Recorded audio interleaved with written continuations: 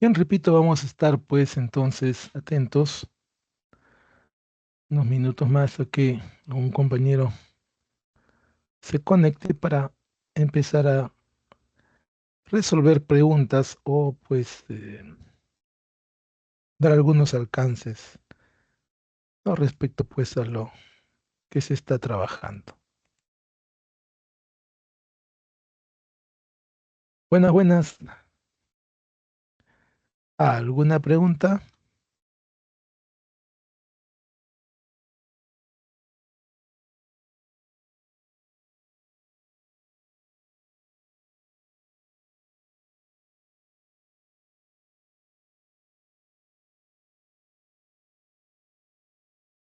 ¿Alguna pregunta?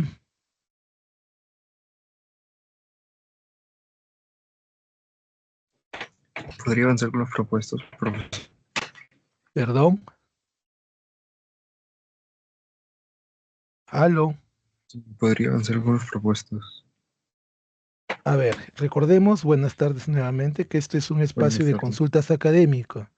Si tiene alguna pregunta puntual, lo agradecería. No es que yo tenga que resolver exactamente esta semana, es cualquier semana, ¿de acuerdo? Y repito, sería ideal que pues me indique qué pregunta es la que tiene alguna duda respecto, ¿no? al tema de esta semana. Gracias, profesor.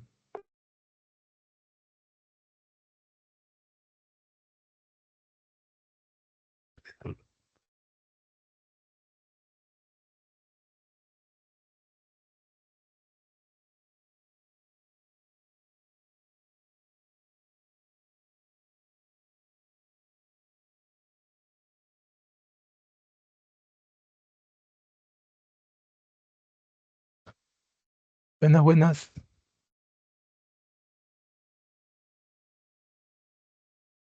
Profesor, ¿puede hacer el ejercicio 10 de buenas clase tardes. ¿De cuál semana? de esta semana? De esta semana. A ver. Ujú, ujú, ujú.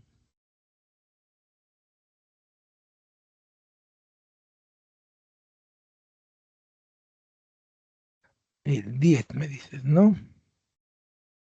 Ya. Sí, profesor. Porción No, endocrina del páncreas, ¿cierto? sí, de ¿por qué no podría ser la C? Ya, a ver.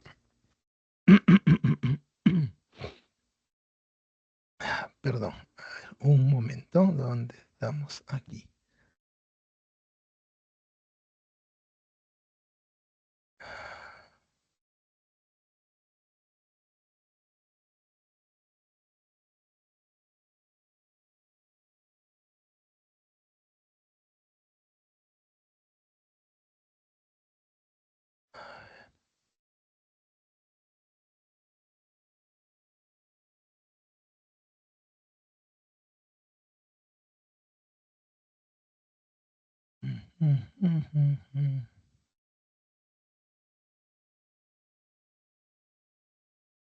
Bien, a ver, vamos entonces a empezar.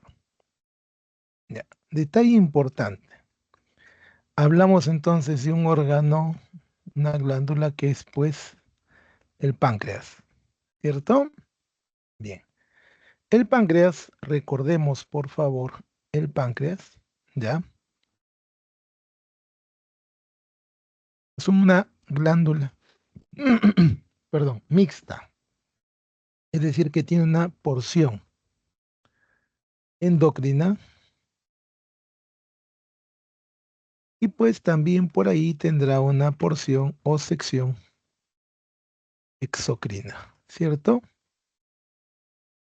¿Por qué? Porque, repito, pues es una glándula mixta.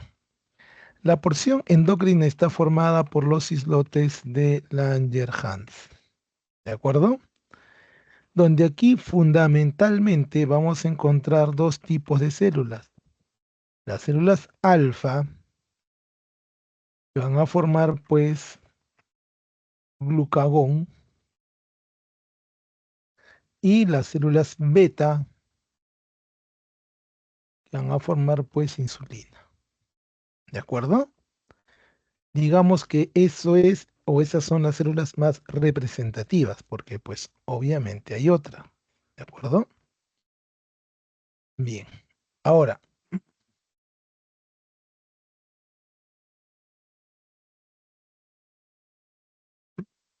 eso es en cuanto al asunto pues del páncreas o de la sección endocrina del páncreas.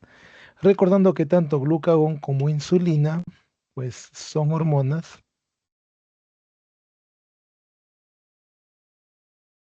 reguladoras pues de la glicemia, ¿no? Es decir, la cantidad de glucosa en sangre, ¿ya? Bien, ahora, sin embargo, tenemos pues el otro punto, ¿no? La porción exocrina. La porción exótrica está formada por los acinipancreáticos. A ver, pancreáticos. Ya, en estos acini o acinos pancreáticos, pues, ¿qué va a ocurrir? Pues que ellos, ¿no? Van a elaborar y liberar enzimas digestivas. ¿Ya? Vierten enzimas digestivas. Incluso, ¿no? Lo que se llaman, pues, zimógenos o precursores de enzimas. Como por ejemplo, ¿cuál? El tripsinógeno, que se va a convertir justamente en tripsina.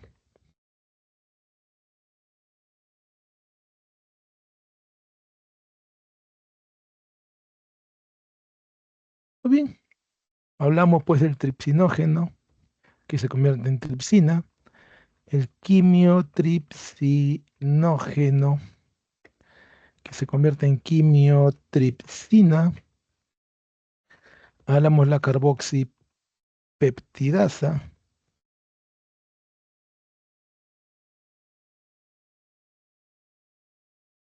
Bien, ya tenemos ahí pues esta diferencia, ¿no?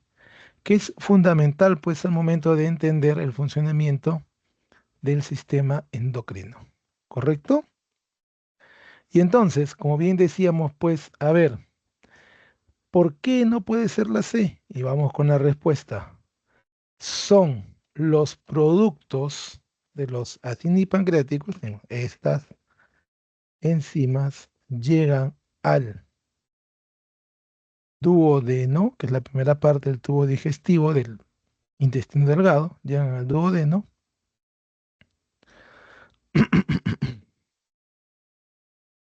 Repito, llegan al duodeno a través,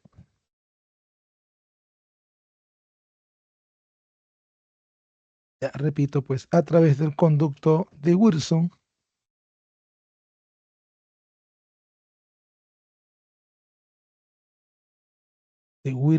perdón.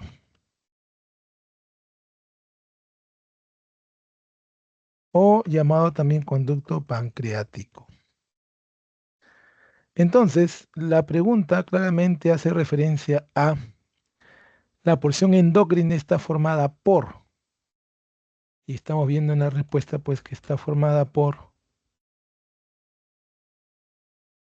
repito, ahí podemos ver entonces cómo pues que es que la respuesta se orienta pues a los islotes de Langerhans, no al conducto, ¿correcto? No sé si eso queda claro. Profesor, en el libro dice que está recorrida en toda su longitud por el conducto de Wilson. Claro, pero ¿qué dice la Ahí no pregunta? entraría también la parte endocrina. No, el conducto de Wilson es el conducto del páncreas. Recuerda que es el conducto del páncreas y los islotes de Langerhans están irrigados por sangre. Las hormonas van directamente a la sangre, no pasan por el tubo digestivo. Ah, ya, profesor, gracias. De nada.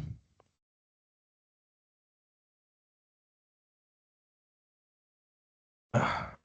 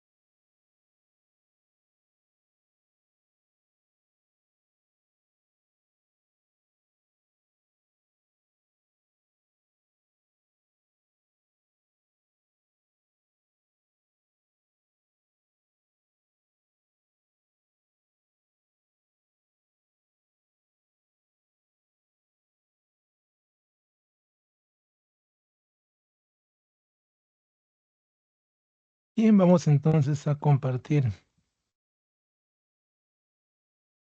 algo más.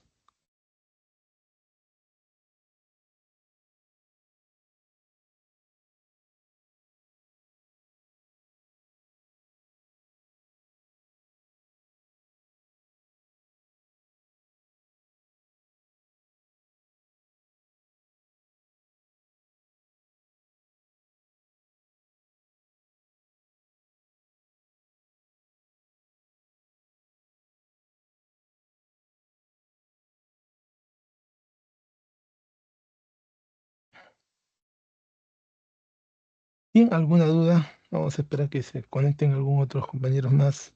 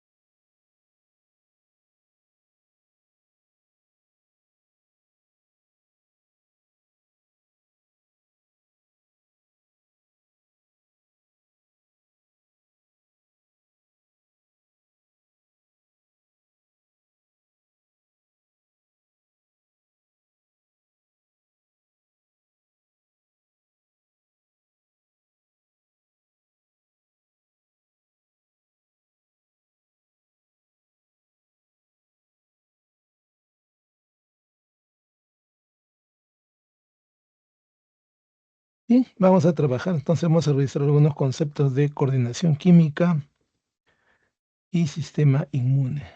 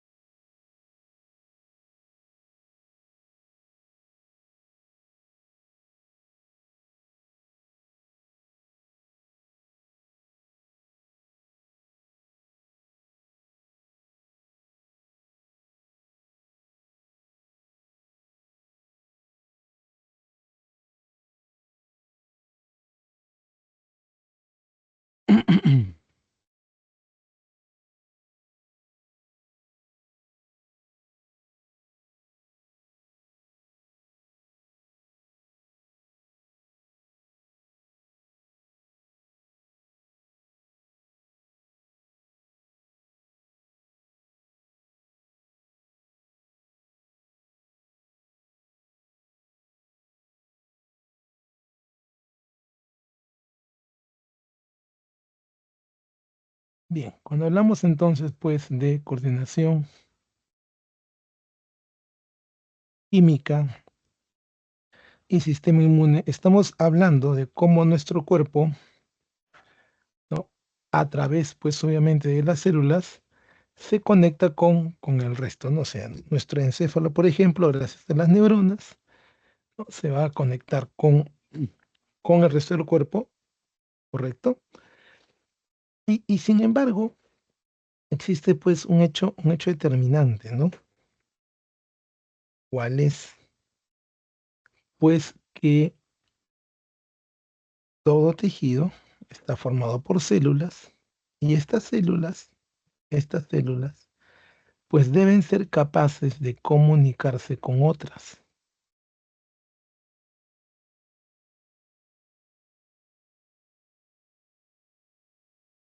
Bien, y entonces,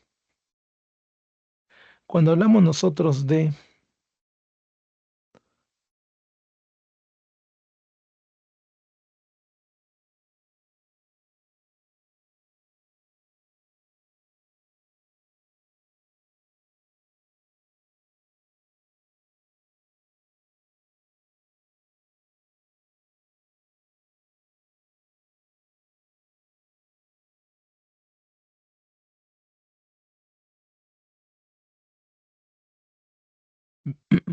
bien, ahora, una vez que tenemos eso presente, pues debemos recordar que tanto las hormonas como los neurotransmisores, pues que conectan el tejido nervioso, ¿no? Las células del tejido nervioso, pues,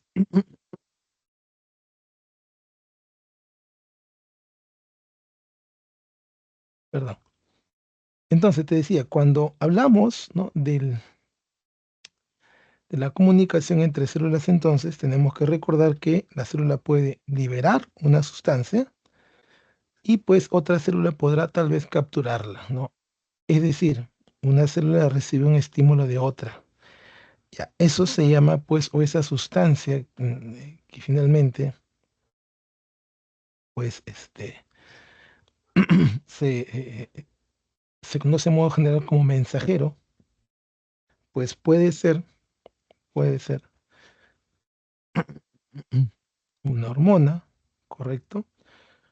Si hablamos pues de células del epitelio glandular, por ejemplo, ¿no? O pues estamos hablando de que pueden ser algo más específicos como los neurotransmisores.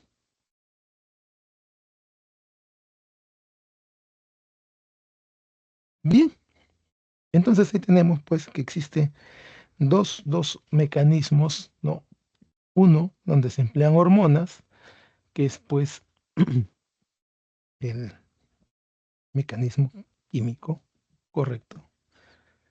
Y por el otro lado pues tenemos a enzimas, no, perdón, a sustancias que van a activar una cascada de reacciones guiadas sobre todo pues por la transferencia pues de energía eléctrica de una neurona a otra, ¿no? O en todo caso pues impulso bioeléctrico, ¿no? Muy bien, entonces pues por ahí tenemos el asunto ya de la...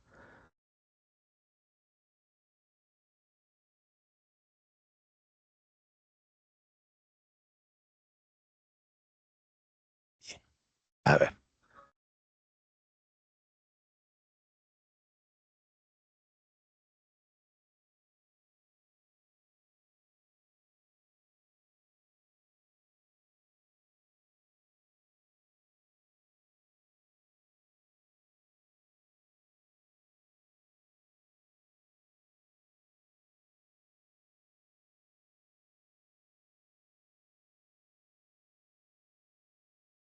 a ver, un momento por favor.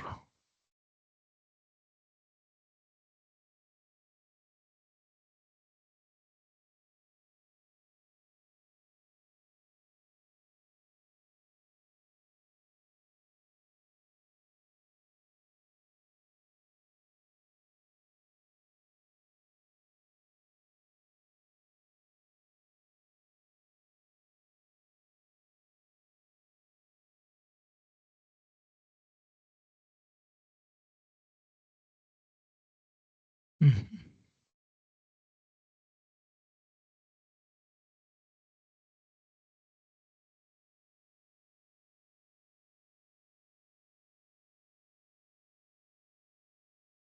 Bien, entonces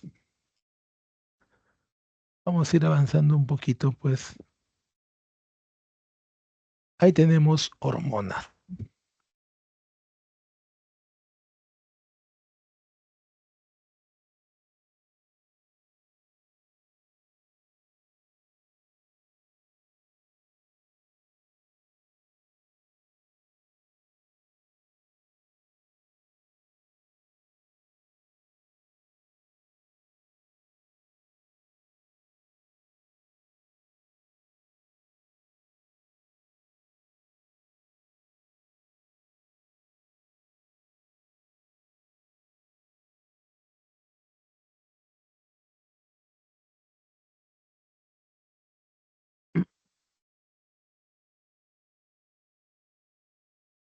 Oh, oh, oh.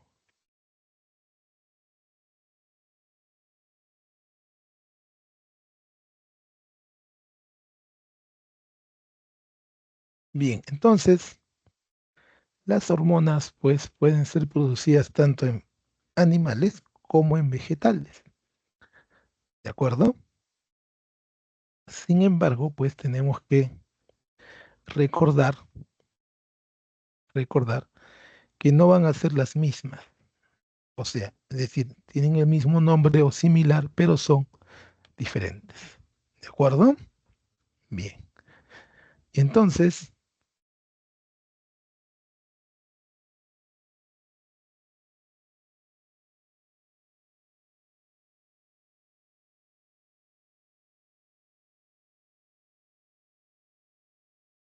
bien, a ver. Y entonces, cuando hablamos, pues, de hormonas, decimos que son moléculas que regulan procesos metabólicos y fisiológicos en pequeñas cantidades. ¿De acuerdo? Bien. En vegetales son producidas por prácticamente todas las células y sin embargo, pues no son específicas. ¿Ya? Ahora, en cambio, en los animales, las hormonas son producidas o liberadas, ¿no? Desde glándulas, células o paquete de células, pues que se va a encargar de la secreción de sustancias. Ahora, ocurre pues que, a diferencia de las plantas, donde todas actúan juntas, en este caso, las células para los animalitos, ¿no? Pues actúan de manera específica, de manera concreta, ¿correcto? Puede que se, digamos así, se superimpongan en acción, pero recuerda que son específicas, ¿ya? Y solo para, pues, animales, ¿de acuerdo?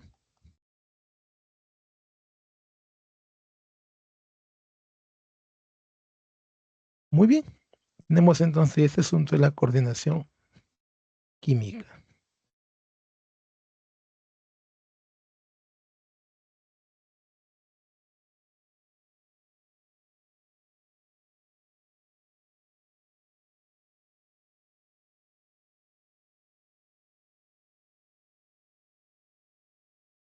En un par de minutos, por favor.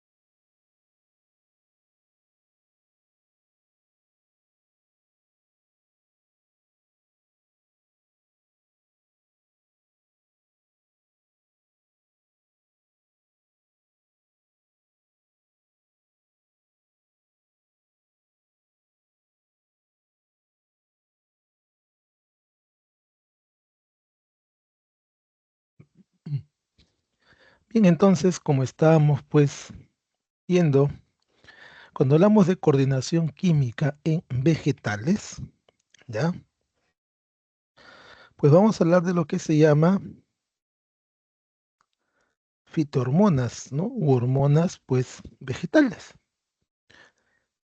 Todas estas hormonas pueden estimular,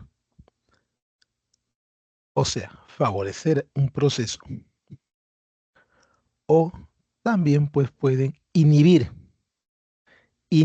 o sea, evitar más bien un proceso, ¿correcto? Eso es importante porque, pues, eso nos permite entender el por qué, pues, se afirma que las hormonas vegetales actúan todas en conjunto, no como las hormonas animales que actúan, pues, no, que actúan, repito, de manera específica sobre un órgano puntualmente, ¿no? Las vegetales no, actúan sobre todo el cuerpo del vegetal.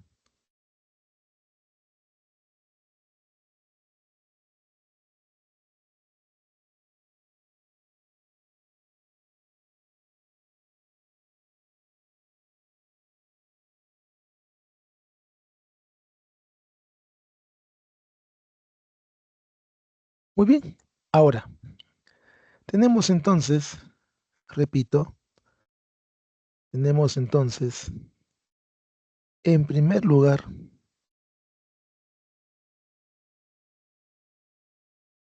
no, las principalmente estimulantes,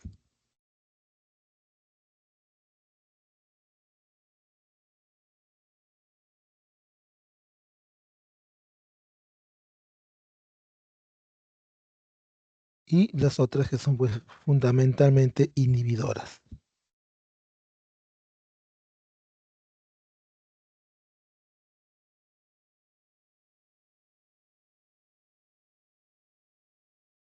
Bien, a ver, y entonces vamos a empezar a desarrollar, pues, cada una, ¿no? Tenemos auxinas, giberelinas y citocininas. Las auxinas, las auxinas son denominadas también las primeras y principales hormonas de crecimiento. ¿Ya?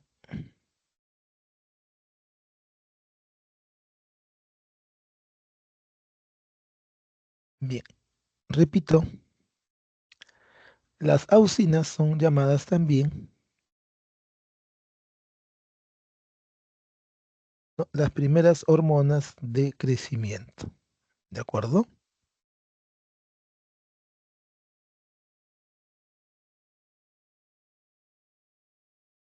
Porque pues justamente promueven,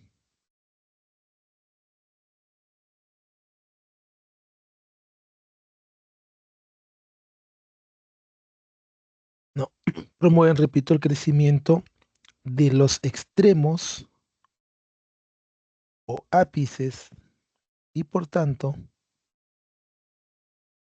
de los extremos o ápices.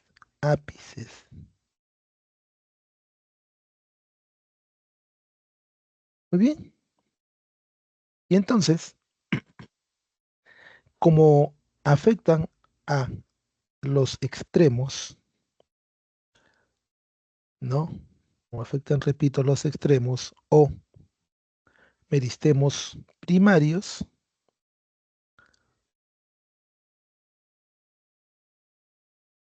pues entonces,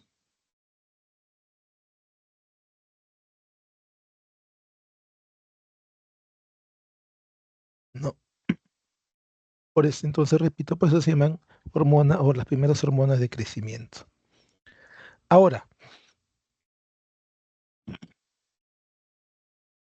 permiten, no, repito, permiten la formación, la formación de raíces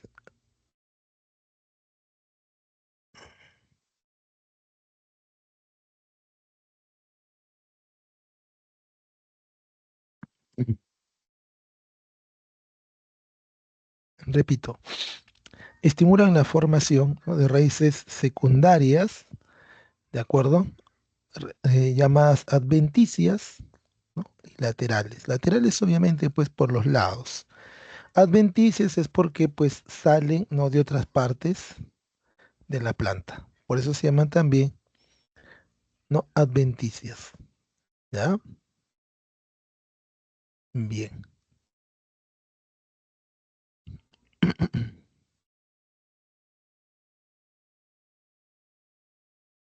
Ahora, como también actúan, pues, decía, en los extremos, también participan, pues, en este asunto, ¿no?, del geotropismo y del fototropismo, ¿no?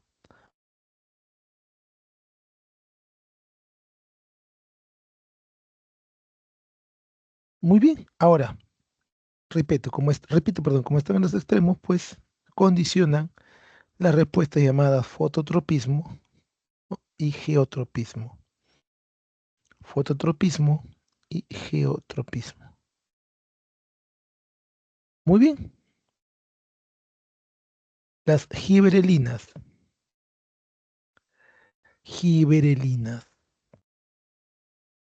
influyen en el alargamiento celular.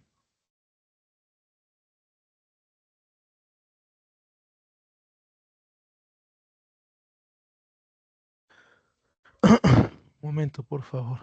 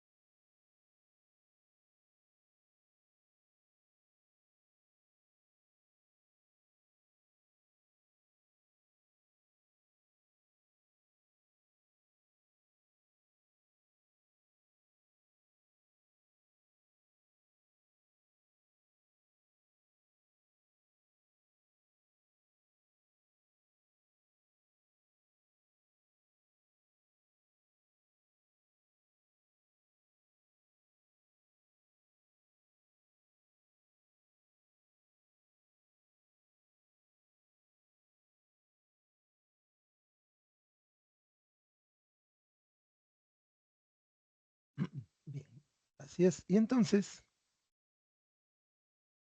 estábamos viendo, pues, ¿no? De las auxinas. Ahora vamos a las giberelinas. Las giberelinas también participan, repito, también participan, ¿ya? En el alargamiento celular, alargamiento del tallo, ¿ya? De manera, pues, ¿no? Bastante similar a lo que hacen, pues, ¿no?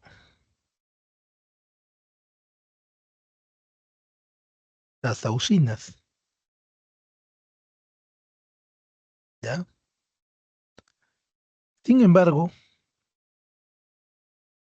hay algunas otras cosas, pues, que las giberelinas hacen, como por ejemplo, ¿no? El promover la foliación, que es el desarrollo de hojas, ¿de acuerdo? ¿Ya?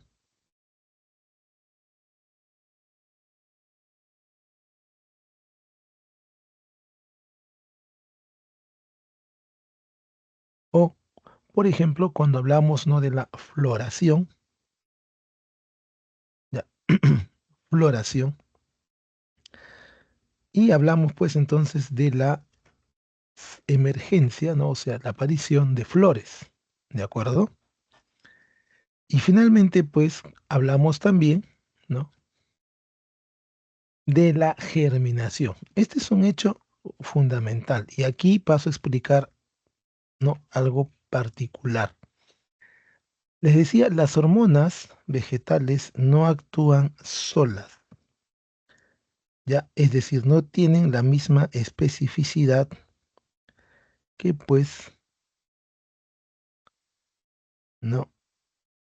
En el caso de las hormonas animales. Las hormonas vegetales actúan juntas. Se dice que actúan en concierto, es decir, pueden actuar todas juntas, ¿no? O una a continuación de otra, pero prácticamente sin interrupción, ¿de acuerdo? Y entonces, ¿qué ocurre? Que las auxinas ven apoyado ven apoyada su función, ¿no? Gracias a las giberelinas,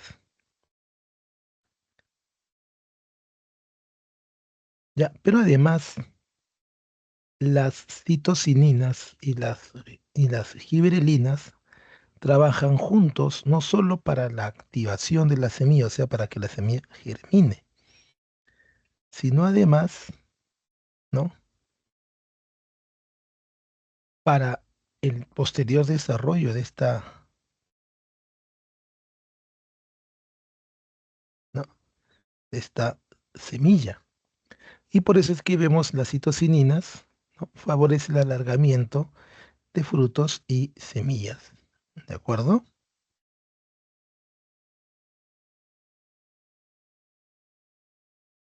Ya.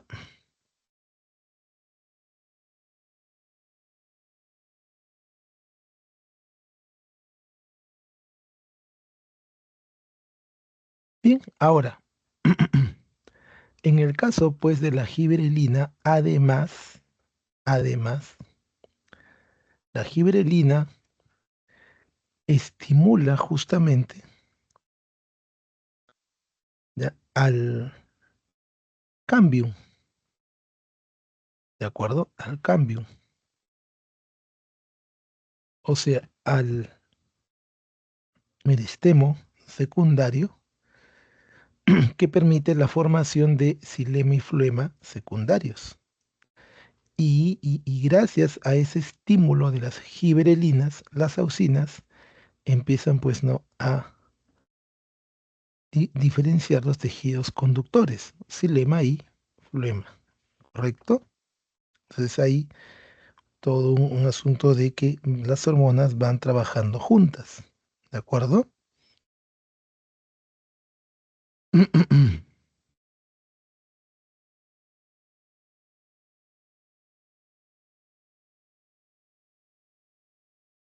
Bien, ahora, además, las citocininas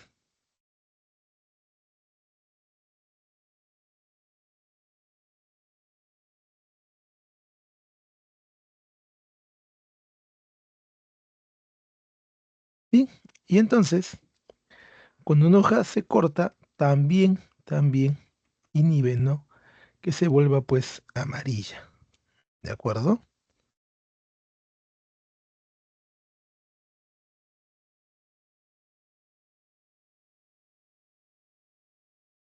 Muy bien.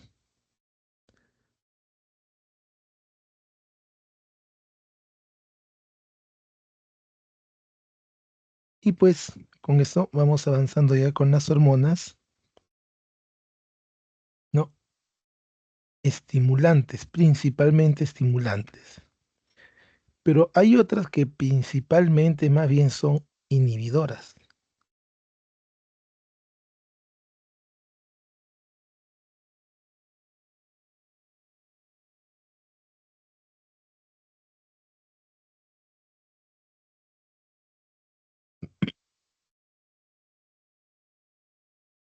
Bien. Y entonces, las principalmente inhibidoras, pues como el nombre lo dice, fundamentalmente inhiben. Ya, repito, fundamentalmente inhiben.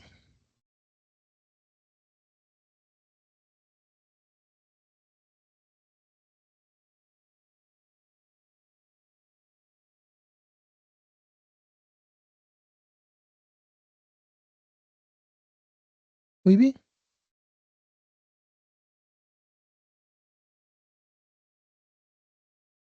Ahora,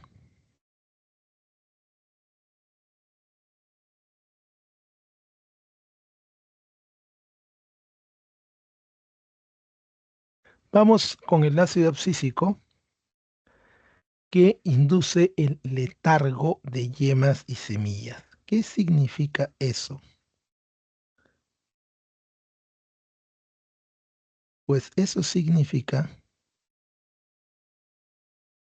que la yema va a esperar que existan condiciones,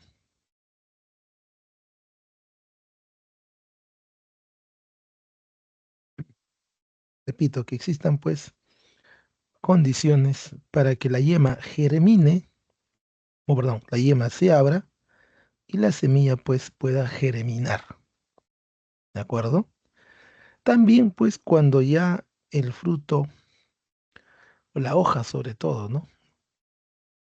Ya haya llegado a cierta madurez, pues también, ¿no? Promueve su, perdón,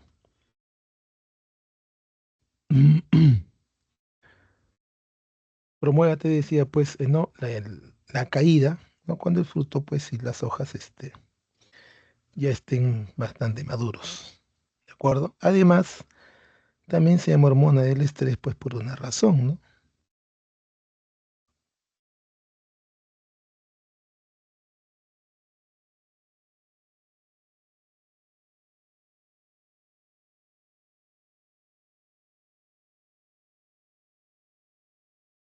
Bien, ahora, te decía, se llama también hormona del estrés porque justamente trabaja con el estrés hídrico, ¿no? Cuando, pues, la planta crece en un terreno con poca agua. Y pues para no perder agua, la planta cierra sus estomas, ¿ya?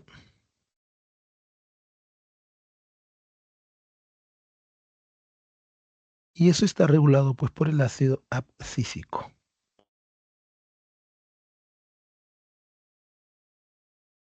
El etileno es la única hormona gaseosa,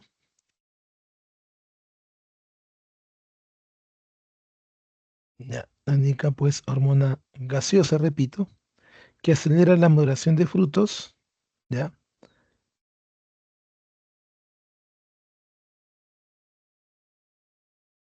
Bien, Ahora, el etileno no solamente hace eso, en realidad el etileno estimula la maduración de toda la planta, por cierto. Tal como podemos ver pues en este cuadrito, ¿no? La acción de las fitohormonas.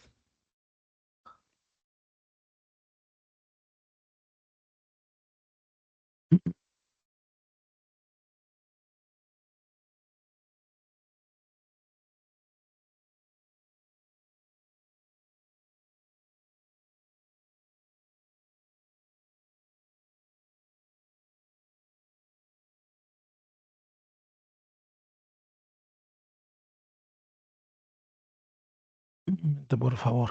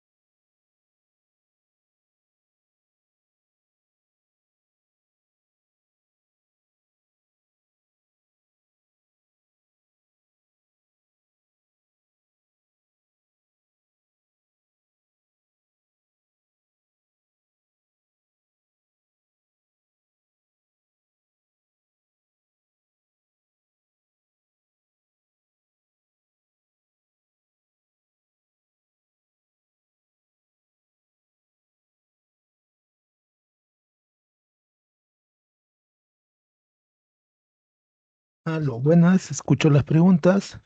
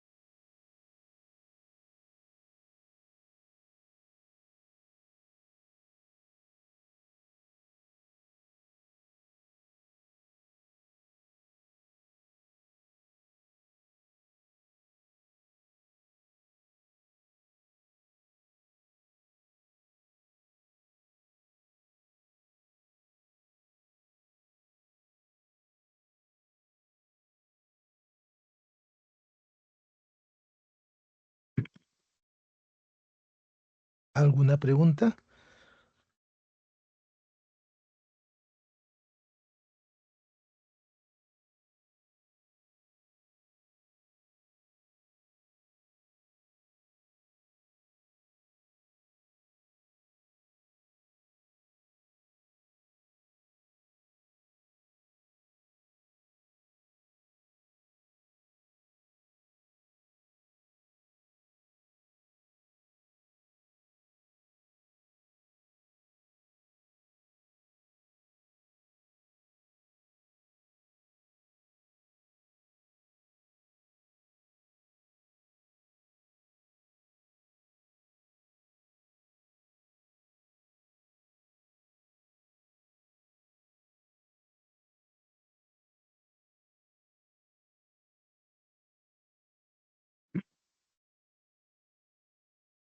Bien, entonces en este cuadro estamos viendo cómo pues las hormonas vegetales, repito, no actúan pues solas, ¿no?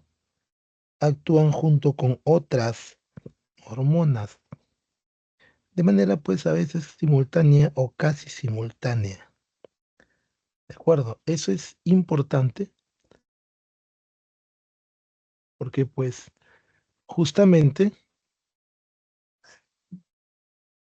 estas hormonas, vistas así, pueden pues permitir el desarrollo de cualquier vegetal. ¿De acuerdo? Bien. Un momento, por favor.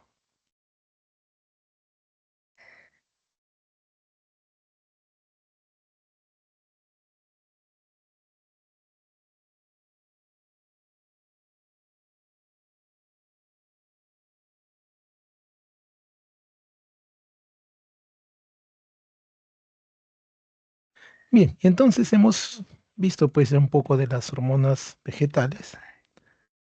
Vamos al sistema endocrino humano. Cuando hablamos del sistema endocrino humano, estamos hablando de el sistema hormonal, ¿de acuerdo? En donde tenemos glándulas y otros tejidos secretores. Ahora, básicamente el tejido secretor es un derivado o un tipo de tejido epitelial y por eso hablamos de glándulas. Sin embargo, también se ha encontrado pues, que hay otras estructuras que producen hormonas como el tejido adiposo, por ejemplo, ¿no? Los adipocitos. Debemos recordar que toda célula es capaz de sintetizar moléculas para comunicarse con otras, ¿de acuerdo? Debemos recordar que la comunicación celular es importante para mantener la homeostasis del ser, ¿correcto? Y entonces, pues, desde ese punto de vista, toda célula, repito, toda célula debe ser capaz de comunicarse con otra. En el caso del sistema endocrino humano, estamos hablando pues de hormonas, ¿no? Hormonas que, pues, repito, hablamos de hormonas o sustancias que van a comunicar una célula con otra. ¿Cuál es la característica de estas hormonas? El trabajo a distancia, o sea, una célula eh, eh, de una glándula produce la hormona y las células que van a recibir esta hormona se hallan pues algo lejos de la célula que la produjo, ¿correcto? Ahora, otro detalle es que las hormonas humanas son específicas, es decir, una hormona cumple una función o activa a otra glándula o activa un tejido o a un órgano, pero es así, a uno, ¿no? O incluso pues a un sistema, pero no es el caso pues de las hormonas vegetales en donde, ¿no? Las hormonas vegetales pues estimulan a varios órganos al mismo tiempo. Acá no, a uno. ¿De acuerdo? Bien. A ver, estamos atentos a las preguntas. Ahora sí, recuerden que esto es consultas académicas, ¿no? Más que ser exactamente una clase de la sesión o de la semana presente, ¿no? Es resolver preguntas de esta semana, de las semanas anteriores o de algún otro tema del curso de biología.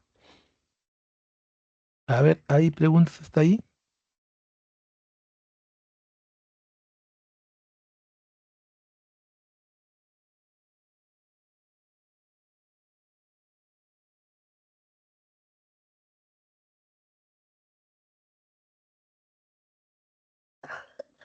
Bien, ¿alguna pregunta?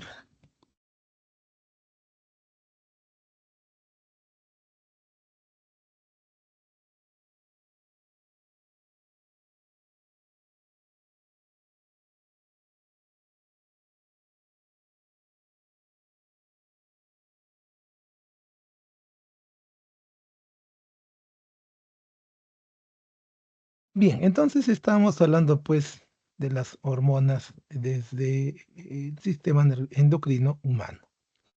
Ahora, el medio por el cual las hormonas viajan es pues el torrente sanguíneo, ¿de acuerdo?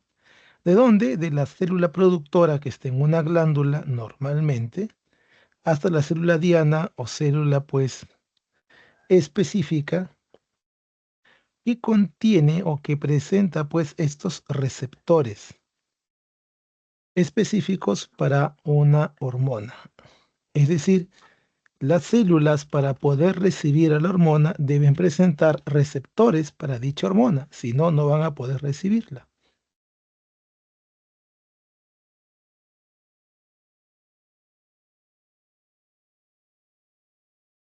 Listo, y entonces, siendo así, ¿cuál es el órgano de control? Pues bien, mientras que en los animales el sistema endocrino puede estar relacionado muy directamente con el sistema nervioso, pues aquí en el ser humano también ocurre, ¿ya? Esta relación en cuanto a la ubicación, bueno, en cuanto a la, no solo la ubicación, sino no, la interacción entre la hipófisis, ¿no? Que es la principal glándula del sistema endocrino, digamos, es la glándula maestra, y el hipotálamo, ¿no? Que es pues el órgano nervioso que controla a la hipófisis. O sea, también repito, hay una relación, pero así, ¿no? De esta forma, ¿de acuerdo? No entre el hipotálamo y todo el sistema, sino entre el hipotálamo y la hipófisis, y a través de la hipófisis al resto del sistema, ¿de acuerdo? Bien. Ahora, acá tenemos las principales glándulas endocrinas, recordando que el hipotálamo no es una glándula que controla al sistema a través de la glándula pituitaria o hipófisis, sí, pero el hipotálamo mismo no es pues una glándula, ¿cierto? Listo. Ahora bien, ¿cuáles son las glándulas pues que tenemos más conocidas? La pituitaria, la hipófisis, perdón, pituitaria o hipófisis, ¿no? La tiroides, las paratiroides, el timo, las glándulas adrenales, el páncreas, ovarios y testículos. Ahora, las hormonas, según su naturaleza química, pues pueden agruparse de varias formas, ¿de acuerdo? Algunas van a ser o van a presentar en su estructura aminoácidos y otras pues van a presentar más bien, ¿no? Un núcleo del anillo esterano, derivadas entonces del colesterol, llamadas por eso hormonas esteroideas, ¿de acuerdo? Ahora, el mecanismo de acción, o sea, cómo funcionan cada una de estas hormonas es diferente. Las proteicas tienen su receptor específico en la membrana de la célula diana o de la célula sobre la cual se va a ejercer la acción hormonal. En cambio, las hormonas esteroideas tienen sus receptores en el citoplasma de la célula diana. Bien.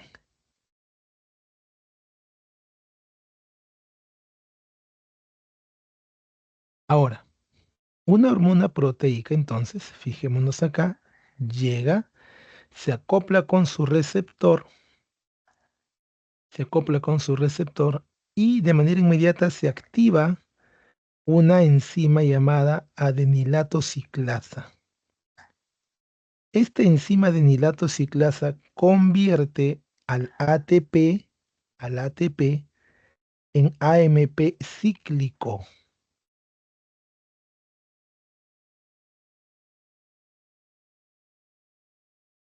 Bien, ahora, una vez que el ATP ha sido transformado en AMP cíclico, este AMP cíclico es quien va a ejercer la acción hormonal, va a dirigir, ¿no?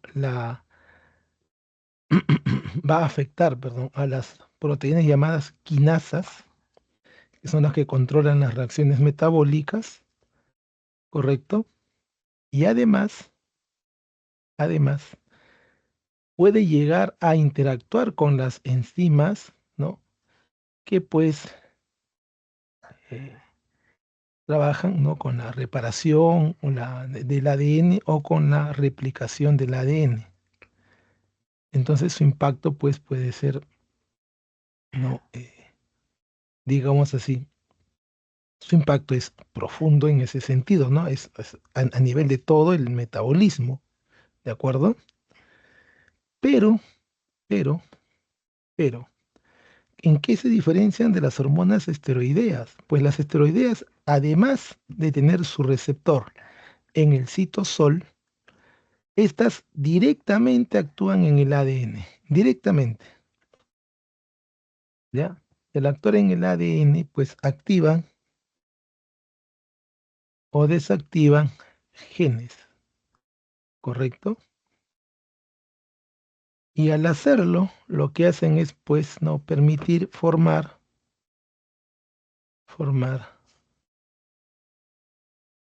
repito, formar, ¿no? A ver, en un momento, por favor.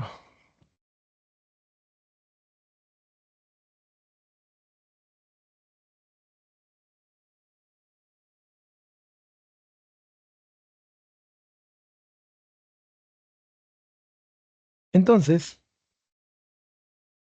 pues, una vez que se han unido, repito, con su receptor, ingresan al ADN y activan, pues, o desactivan, no, genes para así formar, pues, ARN mensajero y a partir de ese ARN, pues, formar la proteína respectiva.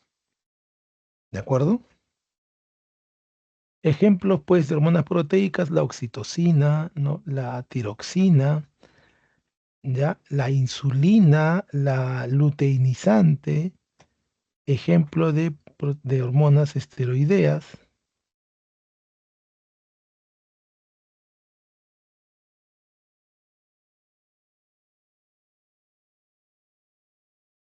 Y ya tenemos entonces cómo es que actúan.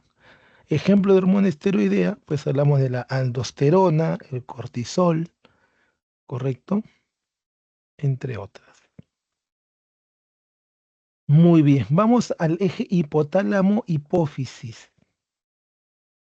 Este eje es importante porque es el que permite, ¿no? La regulación del sistema endocrino.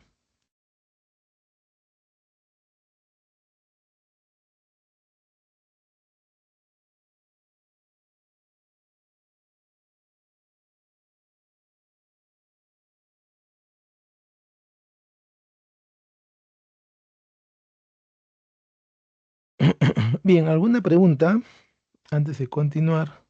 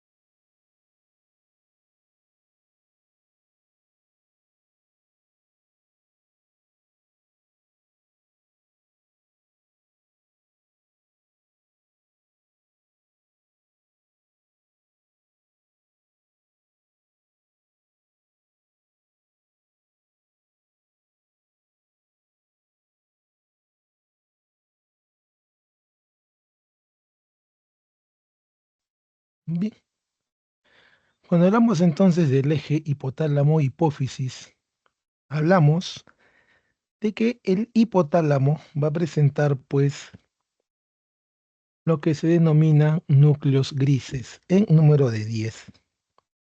En dichos núcleos grises vamos a encontrar, repito, vamos a encontrar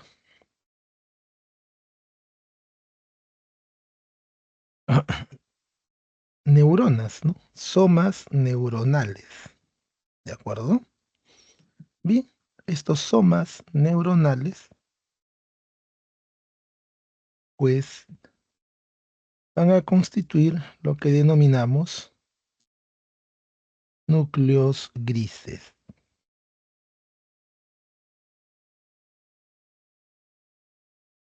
¿ya? Y pues estos núcleos grises son los que van a permitir el control, ¿no? De el sistema endocrino a través, repito, del control de la hipófisis. Ahora, de estos núcleos grises, ¿no? Salen axones neuronales que llegan hasta una parte que se llama neurohipófisis, donde pues van a ser almacenadas hormonas formadas directamente por estas neuronas, así que son neurohormonas, como son la antidiurética y la oxitocina. Mientras que a través del sistema porta-hipofisiario, que es un pequeño conjunto pues de vasos, los llamados factores de liberación o inhibición o factores hipotalámicos van a llegar a la otra parte de la hipófisis llamada adenohipófisis, que no es un almacén, sino más bien es una parte glandular y por lo tanto productora de hormonas. Estos factores hipotalámicos van a promover la formación de hormonas o más bien van a inhibir la formación de hormonas. ¿Ya? Un momento pues para aclarar eso, por favor.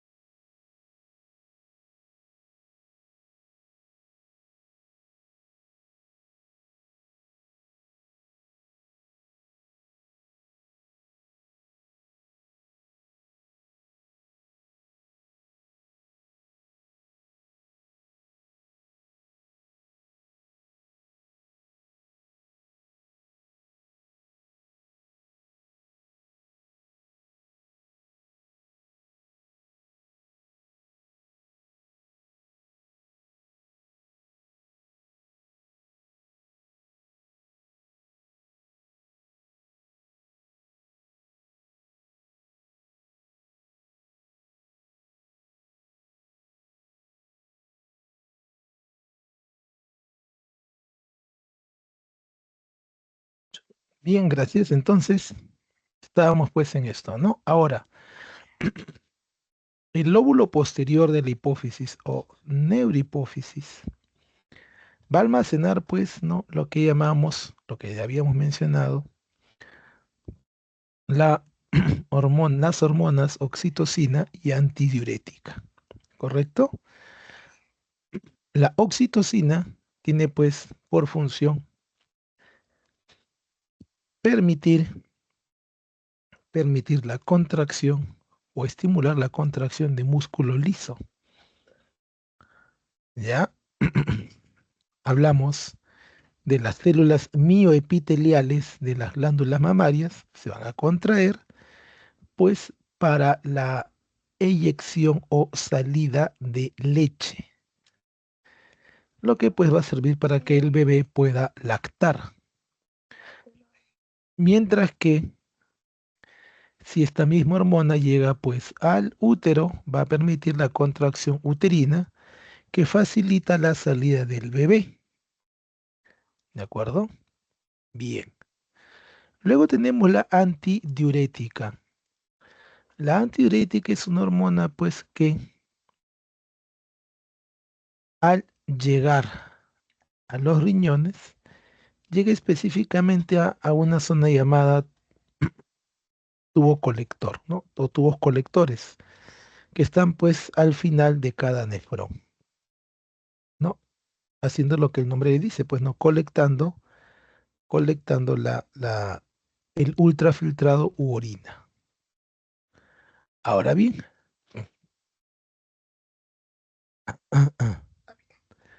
esta hormona antidiurética lo que hace es permitir, ¿no? Nos permite retener agua, ¿no? Reabsorber agua y así concentrar la orina.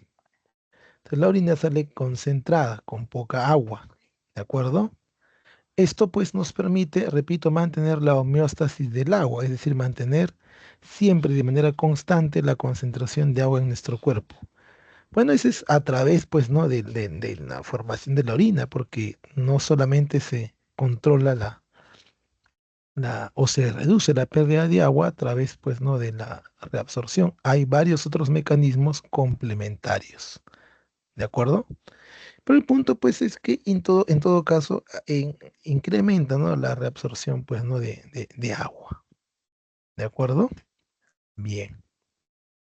Ahora, esas son las dos hormonas, pues, que salen de la neurohipófisis y que, recuerda, son formadas en el hipotálamo.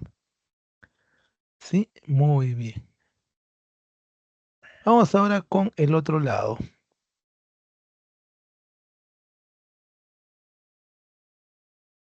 El lóbulo anterior, o llamado también, pues, ¿no? Adenohipófisis. Recordando que el término adeno pues significa glándula, ¿no?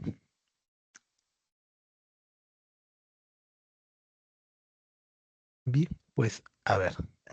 Hablamos primero de la hormona tirotrofina. Ya, repito, hablamos de la hormona llamada tirotrofina o hormona tirotropa.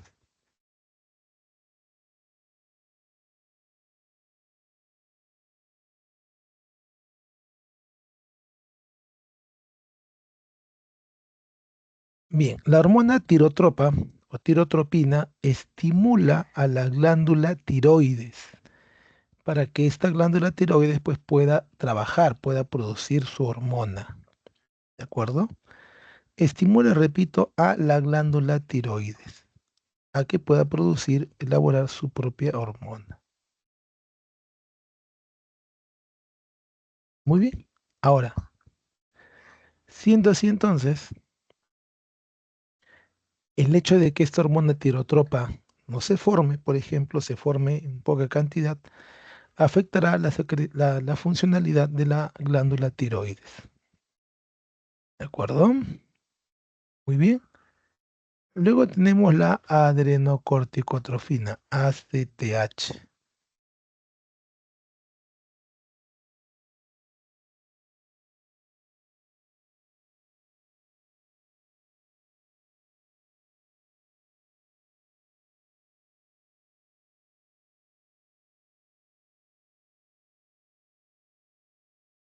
Ya, la hormona tirotrofina entonces es la hormona que permite estimular a la glándula tiroides. La adrenocorticotropa estimula a la glándula suprarrenal o adrenal. Glándula adrenal, la misma que se ubica pues sobre los riñones. Hay dos riñones, hay dos glándulas adrenales o suprarrenales. Esta adrenocorticotrofina es la que estimula la función de esta glándula suprarrenal. Bien, luego tenemos la prolactina. La prolactina o prolactinógena es una hormona que estimula a las glándulas mamarias y las estimula para que produzcan leche, para la producción de leche. ¿De acuerdo? Producción de leche. Luego tenemos la hormona de crecimiento la hormona de crecimiento o somatotrofa, somatotrofina o somatotropa, que pues estimula la elongación, ¿no? Y el aumento pues en masa de huesos, músculos y otros órganos, ¿ya? Eso es importante pues porque de esta manera esta hormona permite el crecimiento corporal. Sin embargo, es el caso de que la hormona de crecimiento no actúa directamente. ¿Cómo así? La hormona de crecimiento,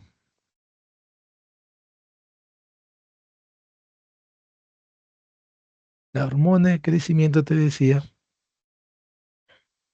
¿ya? O somatotropa, estimula directamente al hígado, no directamente a los tejidos para que crezcan, sino directamente al hígado. Y es el hígado el que elabora otra hormona llamada somatomedina C, pues, que es quien va a,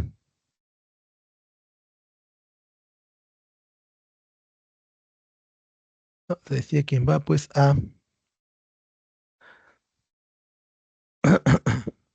continuar, ¿no? Con el estimulando el crecimiento corporal. Entonces, no es que la hormona somatotropa actúe directamente, la que actúa es la somatomedina que sale del hígado gracias a la acción de la somatotropa. Muy bien. ¿Alguna pregunta, por favor, respecto a este tema, los temas anteriores, los temas venideros?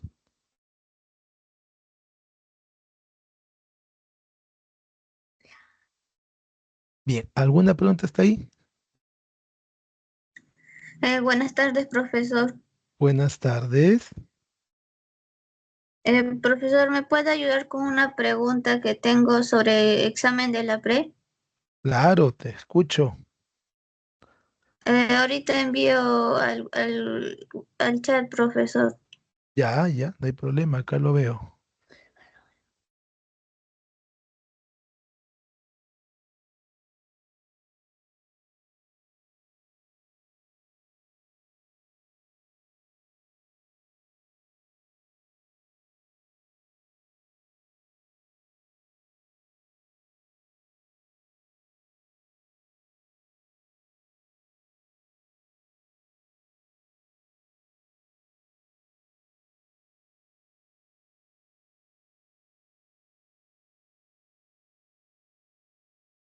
Listo, profesor.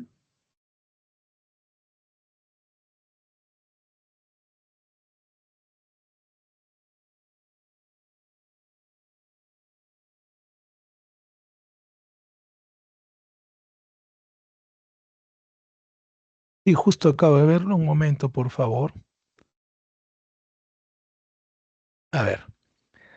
Dice, el sistema circulatorio es el encargado de distribuir nutrientes, hormonas y otras sustancias a todo el organismo y de recoger los desechos metabólicos correspondientes. Está formado por el corazón, la sangre y los vasos sanguíneos, en donde podemos encontrar válvulas cuya función es, ya, a ver, recordemos, empecemos a recordar las válvulas son como compuertas, ¿de acuerdo? Como compuertas o exclusas. que se abren hacia un solo lado, ¿no? O en una sola dirección o en un solo sentido.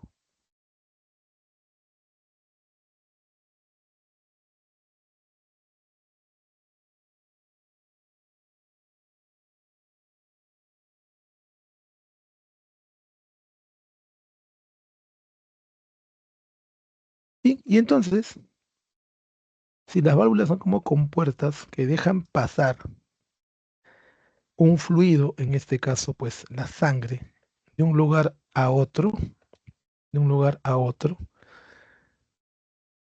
y siempre en una sola dirección o sentido, pues así evitan el reflujo o retorno de la sangre al lugar del cual ya salió, del cual, repito, ya salió. Y de esa manera, pues estamos, ¿no? O la naturaleza evita, pues, ¿no? Evita, repito, el reflujo, ¿no? O retorno de sangre al lugar del cual ya había salido. Por eso es que las válvulas lo que hacen es, pues, mantener la dirección, ¿no? Mantener la dirección. Ahora, ¿dónde hay mantener la dirección? Pues ahí encontramos permitir el reflujo, promover la formación, ¿no? Controlar la dirección de la sangre a nivel de aurículas y ventrículos. Puede ser porque recuerda que entre aurículas y ventrículos en el corazón hay válvulas. Asegurar el correcto intercambio de gases no tiene nada que ver acá. Pues bien, entonces, ¿no? Garantizar que la sangre fluye en un solo sentido hacia el corazón. Ya, a ver, fijémonos en esto, ¿ah? Dice el texto. Y los vasos sanguíneos, en donde podemos encontrar válvulas. Ah, ya. Como el texto dice vasos sanguíneos en donde podemos encontrar válvulas, entonces lo que tenemos que hacer es fijarnos en las válvulas que están en los vasos sanguíneos. Las válvulas que están en los vasos sanguíneos se encuentran en las venas. ¿Por qué? Porque las arterias tienen válvulas solo en su origen, en el nacimiento de las mismas, o sea, entre el corazón y la arteria. Mientras que las venas tienen válvulas en todo su recorrido, garantizando que la sangre retorne al corazón y se mantenga el único sentido que tiene la sangre, ¿no? Que es corazón, tejido, corazón. Entonces la respuesta pues es ahí garantizar que la sangre fluya en un solo sentido, ¿no? Hacia el corazón. ¿De acuerdo? Profesor, disculpe, las arterias tienen solamente dos válvulas, ¿no? Que es la arteria pulmonar y la arteria aorta. Aorta, así es, en su origen de ambas, nada más. Todas las Pero ahí demás, me dicen vasos sanguíneos. sí, pero recuerda, vaso sanguíneo y válvulas, ¿correcto? Si nosotros marcamos la C, dice claramente a nivel de aurículas y ventrículos, no dice vasos sanguíneos. Entre aurícula y ventrículo no hay vasos sanguíneos. En cambio, si marcamos la E que dice garantizar que la sangre fluye en un solo sentido hacia el corazón, estamos hablando de los vasos sanguíneos llamados venas. Y las venas, pues sí tienen válvulas. Esas válvulas, repito, permiten que la sangre fluya en un solo sentido, hacia el corazón.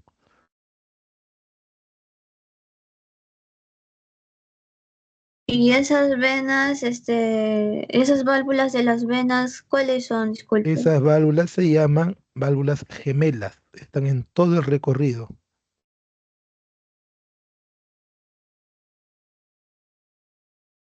Repito, se Profesor, las llaman, venas llegan al corazón, ¿cierto?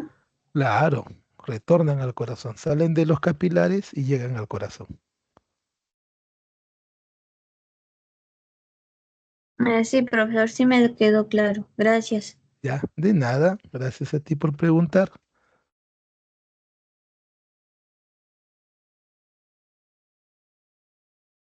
Bien, ¿alguna otra pregunta?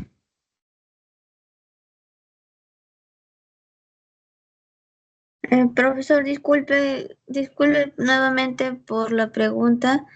Los vasos sanguíneos, ¿cuáles serían? Es la vena, la arteria y el capilar, ¿cierto?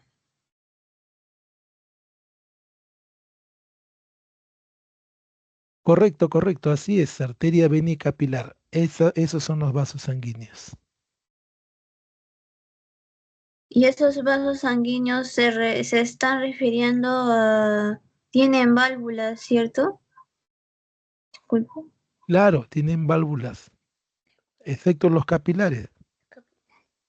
Los capilares no tienen válvulas, pero las arterias sí, las venas también, pero recuerda que las arterias solo en su origen, o sea, cuando nacen en el ventrículo, mientras que las venas lo tienen en todo su recorrido. Ah, sí, profesor, ahora sí me quedó claro. Y esas válvulas de las venas, fluyen en un solo sentido, ¿cierto? Exacto, permiten el flujo en un solo sentido. Listo, profesor, muchas gracias, ahora sí. De nada.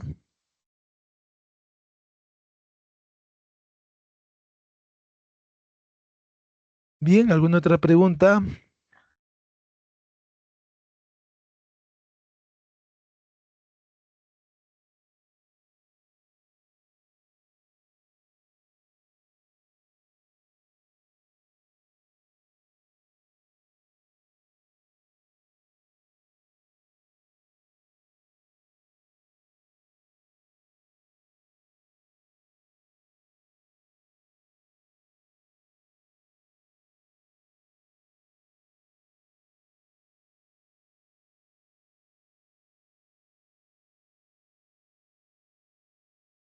Un momento, por favor.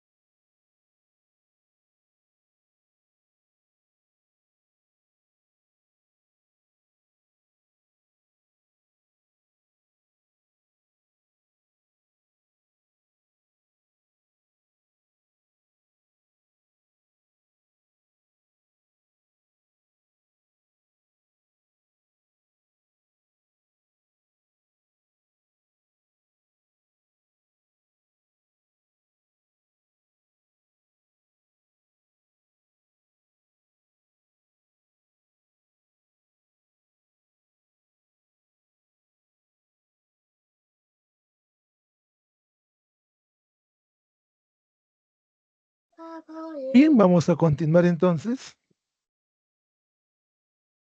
Y hablamos finalmente de las hormonas folículo estimulante y luteinizante, llamadas también gonadotropinas, porque estimulan, ¿no?, el desarrollo y función de las gónadas, es decir, de las glándulas que pues permiten la formación de los gametos.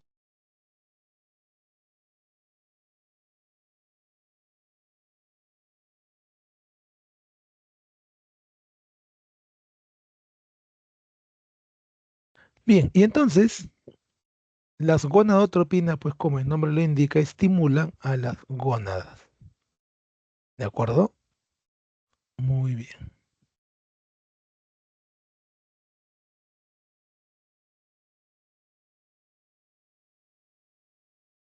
Ahora, hay una glándula muy particular que se llama glándula pineal o epífisis. Esta es una glándula cuya actividad está mediada o modulada por la presencia de luz. Así que está muy relacionada con los globos oculares, los cuales, pues recuerda, son los que van a percibir la luz, ¿cierto? Ahora, regula, ¿no?, los ciclos reproductores, ¿no?, los ritmos reproductores, los ciclos llamados también del estro, ¿no? Del estro. Ahora, también estimula la vigilia y el sueño. ¿Ya? Bien. Ahora, esta hormona tiene una peculiaridad, ¿no? La hormona llamada melatonina que se forma en esta glándula, te decía, pues, tiene una peculiaridad, ¿no? Es una hormona que se forma de noche y cuando estamos dormidos. La presencia de luz o el hecho de no dormir, pues,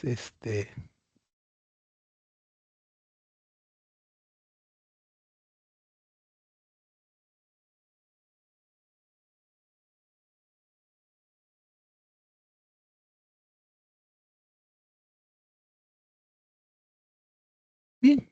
Y entonces, ¿qué tenemos por acá? Que cuando pues dormimos bien, tenemos calidad de sueño, esta hormona se forma pues en cantidades normales, lo cual refuerza el ciclo o ritmo del sueño y por lo tanto pues nos ofrece un momento de vigilia, ¿no?, más adecuado.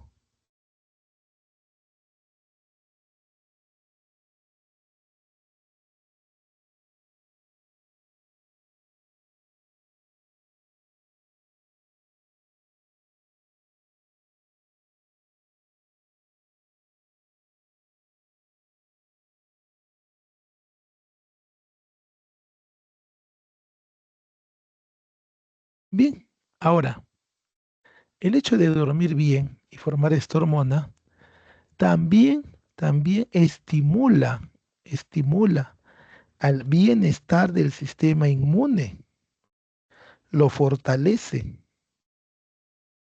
¿de acuerdo? Y además también pues protege,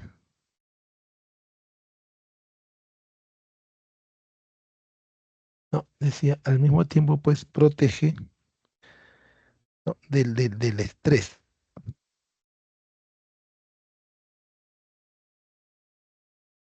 Bien, ahora, recuerda, esta hormona se forma de noche y cuando duermes a oscuras, sin tu celular a la mano. Tiroides y las paratiroides.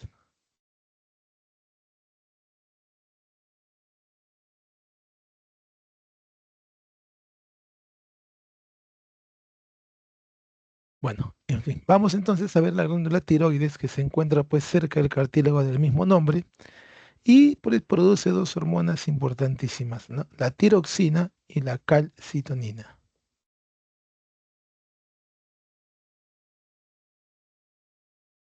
Bien, y entonces la tiroxina estimula el desarrollo, más que crecimiento, desarrollo, y permite controlar, ¿no?, la velocidad del metabolismo energético, sobre todo del metabolismo energético.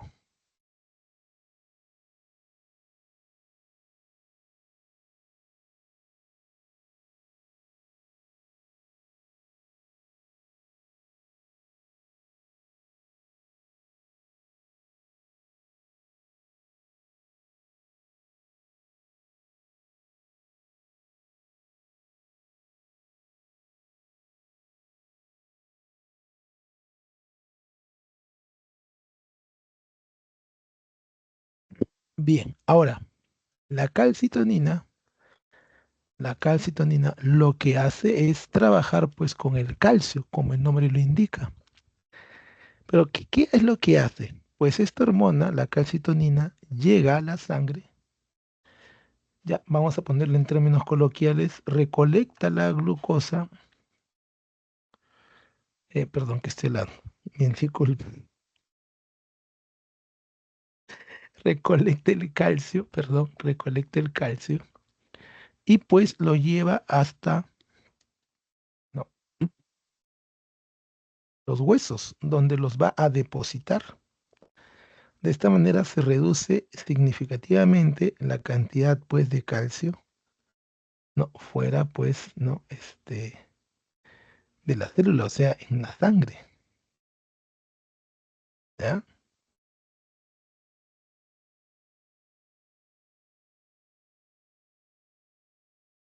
Bien, ahora.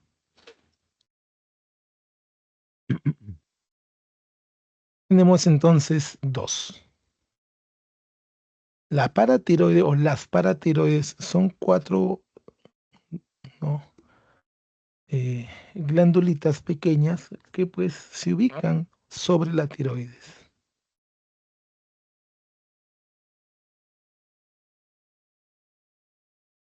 Bien, y entonces las paratiroides forman una única hormona llamada paratormona. La paratormona es, en esencia, ya opuesta a la calcitonina.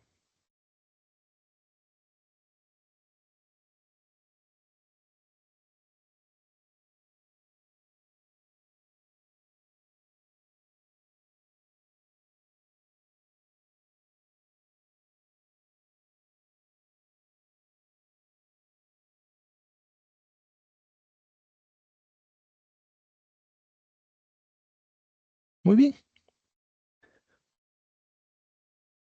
Y entonces, creo que vamos a tener que quedarnos ahí por el día de hoy.